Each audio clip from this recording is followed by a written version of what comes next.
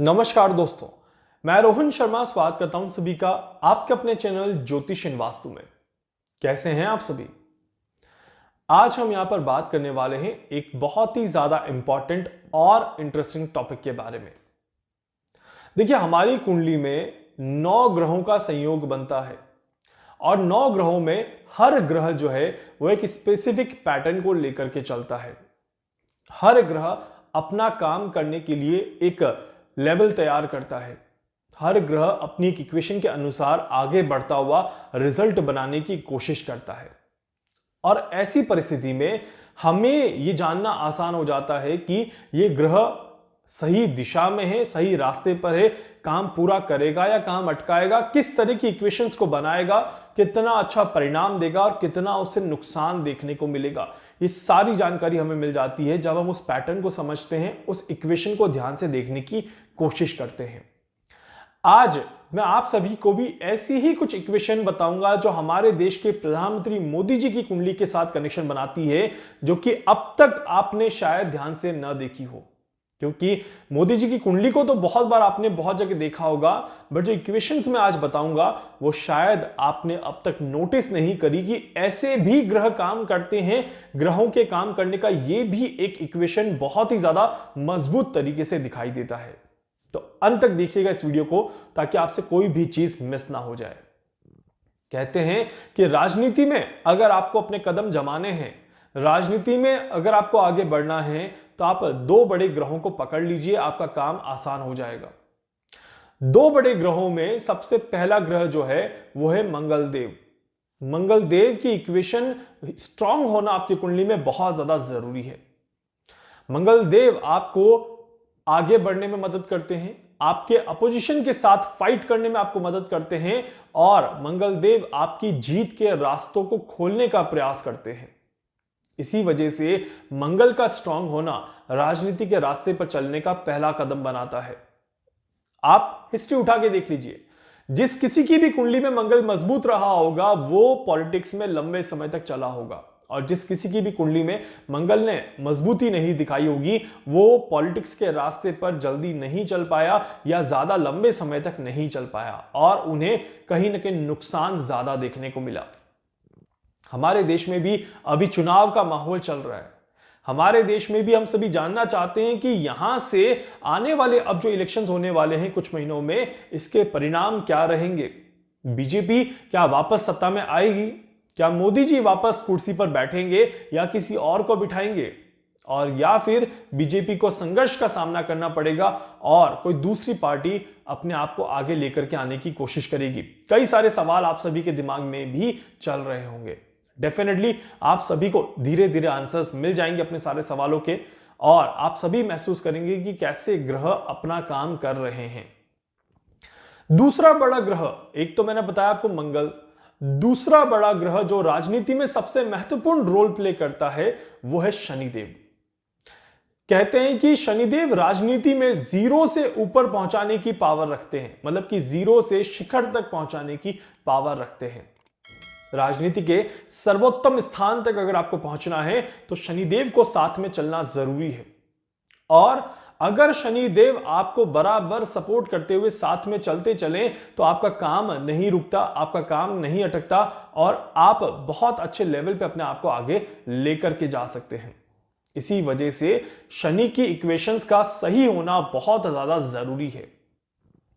हमारे देश के प्रधानमंत्री मोदी जी की कुंडली को अगर हम ध्यान से देखें तो शनिदेव बहुत ही बड़ा रोल प्ले करते हैं, कर्म को लेकर के आगे चलते हैं और साथ ही साथ कर्म प्रधान बन जाते हैं। ऐसे समय में शनिदेव की इक्वेशंस अच्छी होना बहुत ज्यादा जरूरी है।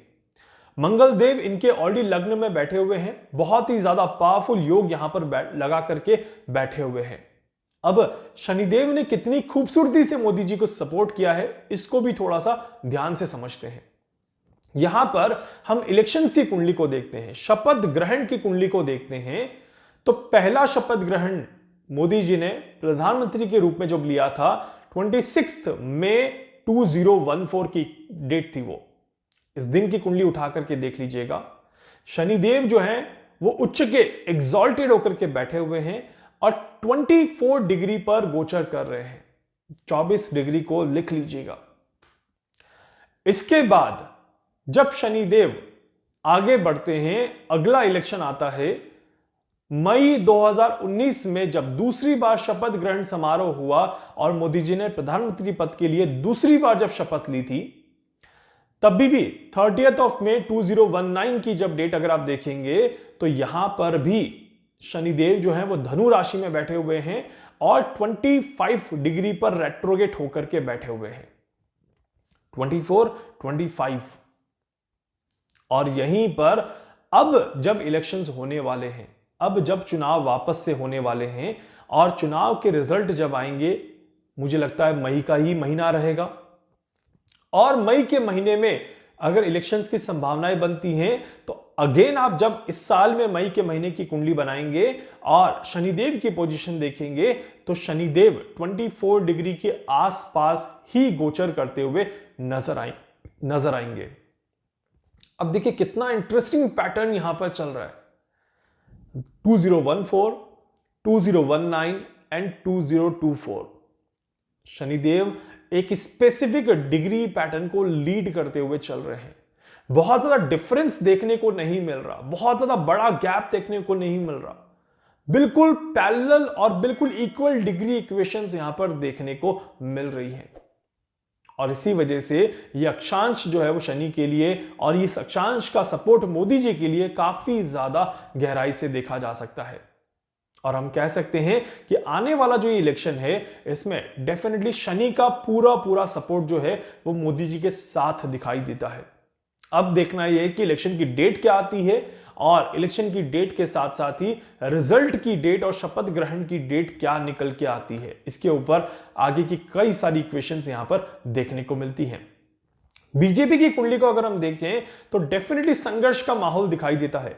बीजेपी की कुंडली को देखें तो डेफिनेटली दूसरों की वजह से परेशानियां देखने को मिलेंगी और एक संघर्ष की स्थिति उत्पन्न होते हुए यहां पर नजर आएगी ही आएगी। मतलब कि एक स्ट्रगल फेस बीजेपी को यहां पर देखने को मिलेगा।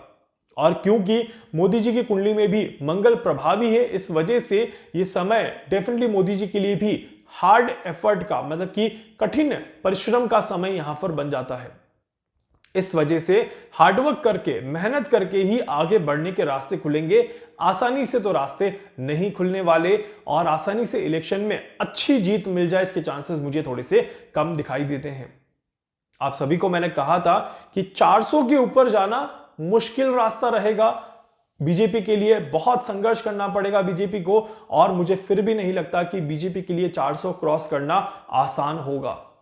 बट डेफिनेटली एक संघर्ष का रास्ता है, एक मेहनत का रास्ता है। देखते हैं कि बीजेपी की गवर्नमेंट किस तरह से इस इलेक्शन में अपने आप को रखती है और किस तरह से अपनी जीत की तैयारी करती है, अपने जीत के रास्तों को खोलती है और कैसे अपोजिशन की तरफ से उन्हें और ज्यादा कठिनाइयां देखने को मिलेंगी। बट मेरा इस वीडियो को बनाने का मकसद जो था वो मंगल के पैटर्न को और शनि के पैटर्न को समझाना था कि कैसे शपथ ग्रहण की कुंडली का शनि मोदी जी को सपोर्ट कर रहा है और उस कार्यकाल को पूरा करने में उनकी मदद कर रहा है।